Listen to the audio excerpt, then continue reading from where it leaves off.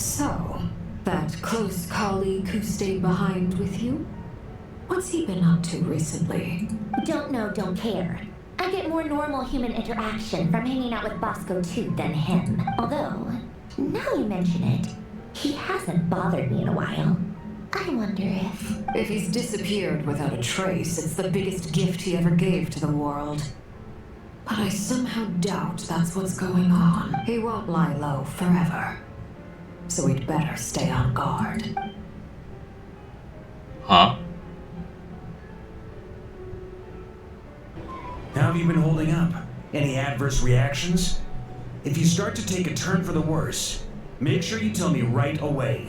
You don't need to worry about me, Grandmaster. I'm fine. I mean, I barely did anything, so... What? You're too humble, young man. You played an indispensable role in the battle for Nodcry. We can't thank you enough for your support. Sometimes, when people praise you, it's because you deserve it. The best thing is to accept it calmly and with grace. It's important to learn how to respond to words of admiration. Let's do a quick demonstration. Albedo, that was an incredible feat of alchemy. The pressure was on, but you worked flawlessly at lightning speed to get the job done. Thank you. I can't take all the credit, though. Durin played a big part in forming the alchemical array. See? Did you catch that? A masterclass in how to take a compliment. Oh, okay, yeah. I did work pretty hard to help prepare for the battle. No point denying that. Hey, you guys! Seriously, great work, everyone. You all outdid yourself. Hey, look who's bounced back. Looking good, traveler. Seems like you've recovered. You won't need to take any more medication. Can I get you a drink? Huh? You know how to order at a bar now? You've sure learned a lot recently. Handling a drinks order is ridiculously simple compared to alchemy. Don't worry, I'll blend into society yet. Kama believes it. You're clearly a fast learner, just like your brother. To be totally honest though, Paimon didn't quite follow all the details when you first explained the plan to us. Don't worry, that's completely understandable. Unless you're a student of alchemy, it's hard to grasp the principle and how the process works. To put it in the simplest terms, we saw how our enemy stole the power of Kuvaki. And that gave us the idea of stealing his power to turn it against him. When facing an enemy you have no hope of defeating, it's best not to engage them in battle. So, instead of looking for a way to overpower him, we decided to help Columbina get strong enough to at least stand up to him in a fight. For this to work, we had to analyze his modes of attack, confirm who his main target was, and make sure that he wouldn't go beyond the range of the alchemical array. For added security, we prepared a total of 4 arrays. But to mitigate the impact of the battle, we identified one location in particular as the ideal spot, which is where the confrontation took place. The alchemical array absorbed his abyssal power. Then Durin processed it to render it usable by Columbina. That power enabled her to do what would otherwise have been nigh on impossible. What surprised me was that Dainslev actually agreed to join us. Given his history with Rarer, he had every right to sit this one out. But we're extremely grateful for the decision he made. That can have been It easy. must have been a painful choice to make. But I'm sure that making a decision was far better for him than staying in limbo. Absolutely. He was torn between 2 paths, but in the end, he made his choice and stuck to it resolutely. He doesn't strike me as the sort of person who'd stay trapped in limbo for long. Anyway, however you cut it, everyone gave a stellar performance. And now, it's time to kick back and celebrate.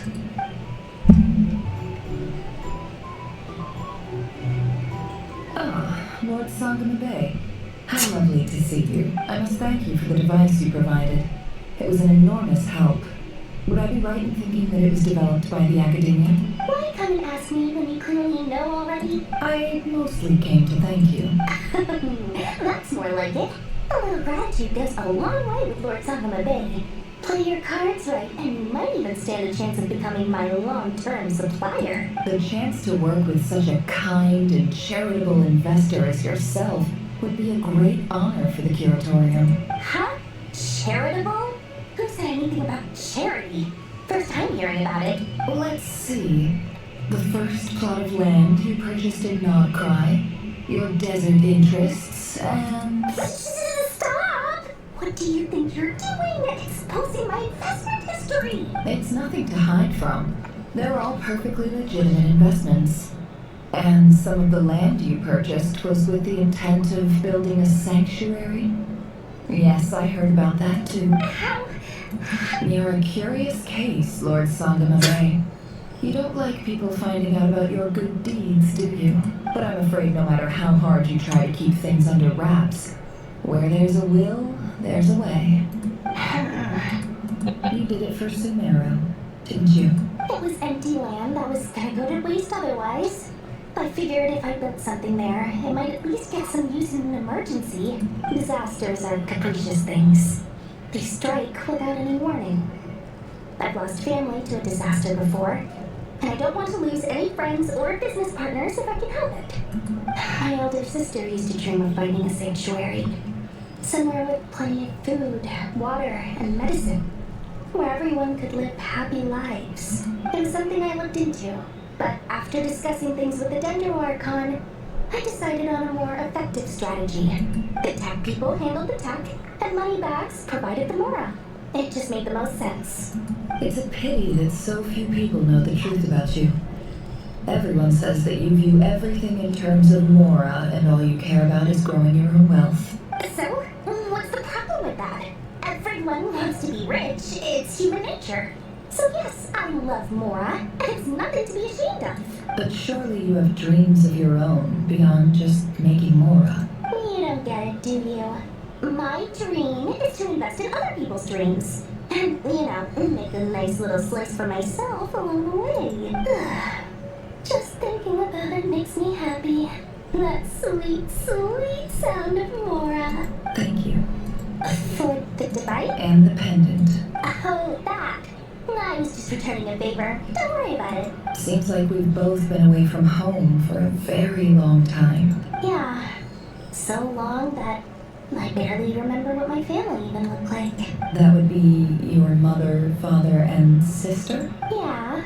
Though it's been years since my sister passed away. Damn. It's not like I want to forget them, obviously, but memory can be even more ruthless than the most calculating business person. Beyond a certain point, if something isn't helping you, it just gets rid of it. My sister can't help me now. Slowly but surely, her face is fading from my mind's eye. It's become a vague impression. Not everything will fade. When loved ones pass away, the beautiful memories are the ones that last the longest. Yeah, that's true. If you ask me, that's the one silver lining in all of it. Well, that, plus, I'm sure that life is much better now than it was back then. Absolutely. I have tons of mora, a big beautiful house, business is booming, and I'm as happy as can be.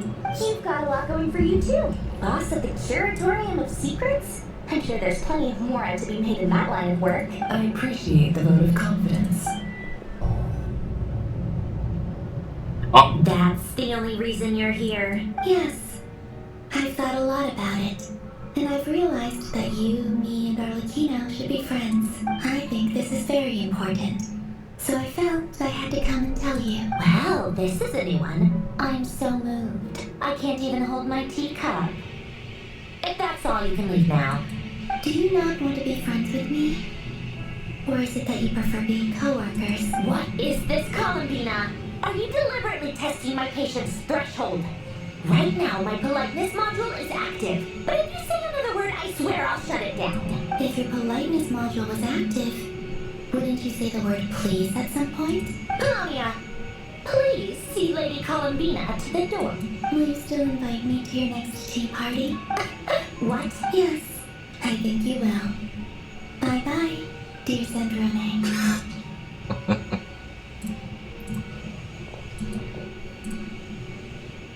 catching up to a friend. Last time the Wild Hunt escorted you out. Would you rather I handled it myself this time? We just wanted to, see how you were doing now that it's all over. Why? Out of concern for my safety? I hope you didn't seriously think that the Rapier of Solnari would be able to lay so much as a finger upon me, given how prepared I was. Mostly because you kind of helped us out, so we just wanted to check you were okay. Looks like all your robots are fixed, huh?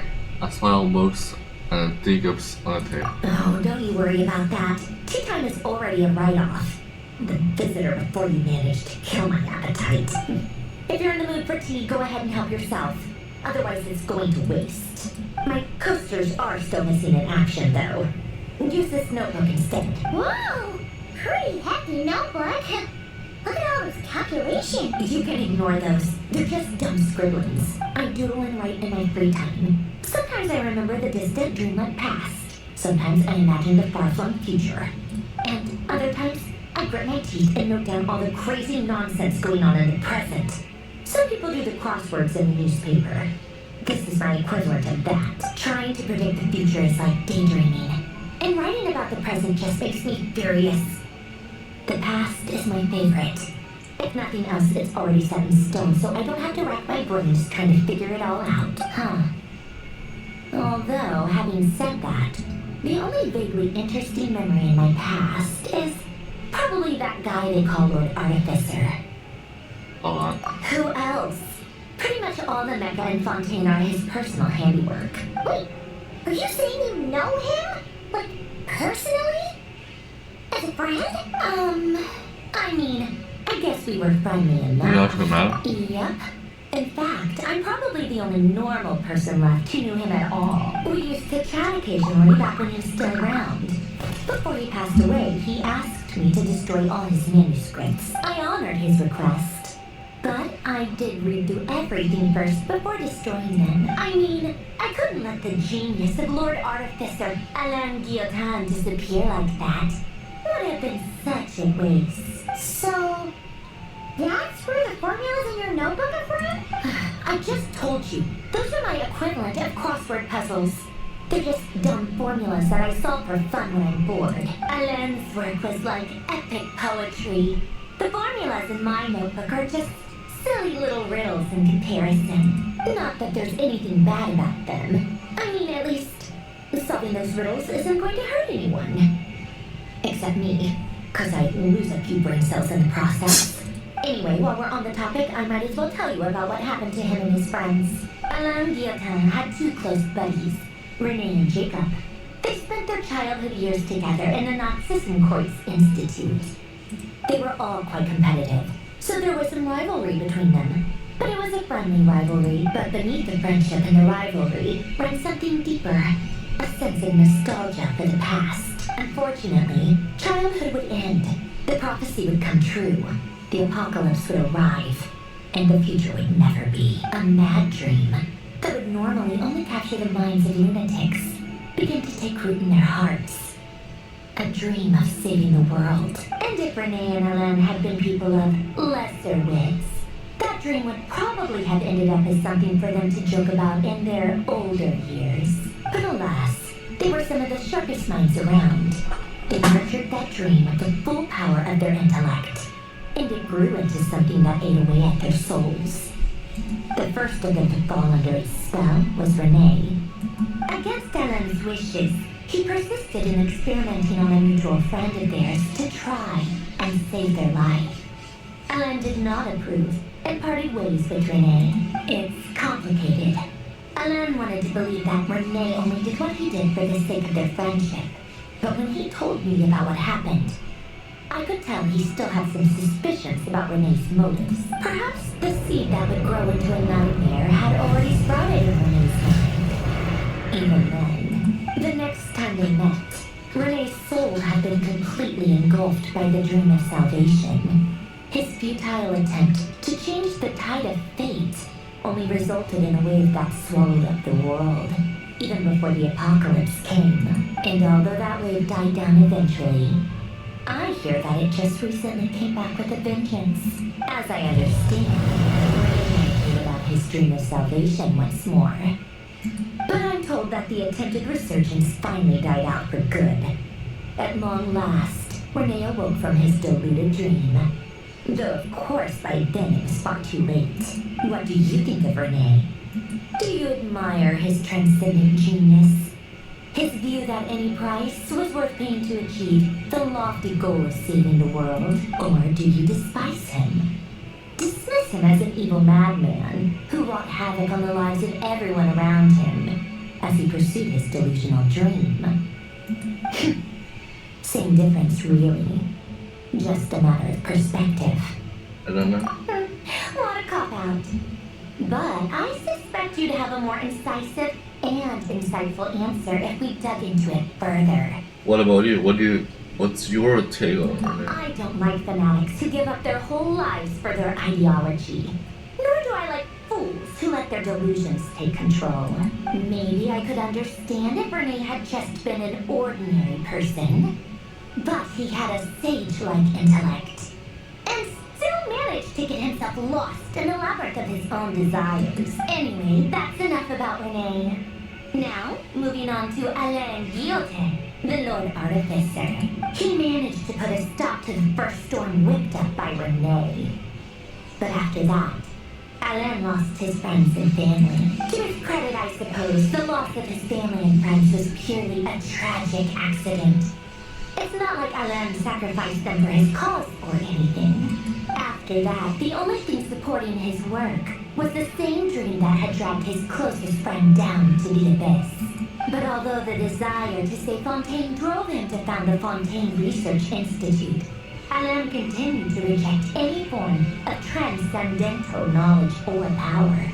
He was suspicious and fearful of it, having seen the way it had affected his closest friend. I think that formulas and machines derived solely from human intellect were the only thing that gave him a sense of spiritual comfort. Yet Alain's intellect was simply too great. It barely left him space to breathe in his lifetime. Once he realized that the end of his life was approaching, he finally accepted the truth. The Nazissenkreuz Institute needed someone, and a human being, to see its story through to the end. He quit working on his formulas, trading them in for the fairy tales that had played such a formative role in his childhood.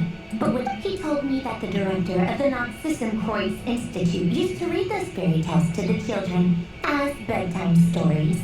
Apparently, they worked wonders at sending kids off to sleep. I think that all he wanted at that time in his life was to be able to sleep deeply without being plagued by depression. By that point, nothing else really mattered. At the very end, he laid down to rest in the ruins of the former Nazissenkreuz Institute orphanage, while the Fontaine Research Institute he had founded continued tirelessly with its work. Many years after that, tensions over competing dreams would once again cause a rift, this time between members of the Fontaine Research Institute. But the actions of those fools had nothing at all to do with Alain. And that is the story of two people from the Nazissenkreuz Institute who both wanted to save the world. One went all in on his fantasy of salvation without ever looking back, and ended up calmly sinking to the bottom of the deepest sea. The other sought desperately to burn bright in his life, even though he wasn't sure where he was going. I do sometimes wonder, why is it that people like them have such grand hopes of saving the world? Even the grandest tree starts as a tiny seed. So perhaps, for each of them, their mission to save the world began with a very simple desire: to save themselves. They were young children with friends and family who mattered to them, desires to explore the meaning of life, ambitions to have a successful career. They didn't want to see all of that taken away in one fell swoop. Or maybe they just wanted to find something to anchor themselves within the chaos, to stop them getting quietly swept away by the storms of life. But instead, the search for their own salvation took them down the rocky road laid out by fate. Do you think the desire to save oneself is enough of a justification to try and save the world?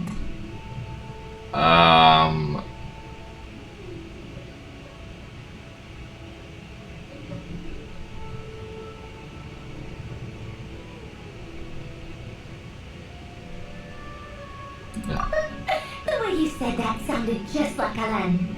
I asked, asked him the same question back when he was in his prime, putting all of his energy into his work. He gave the exact same answer as you did. No elaboration, just a quick short answer before getting right back to his work.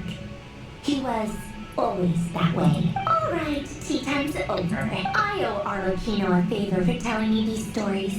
I'll have to bring a whole sack of gifts the next time I visit the House of the Hearth. I'm gonna go tinker with Polonia now.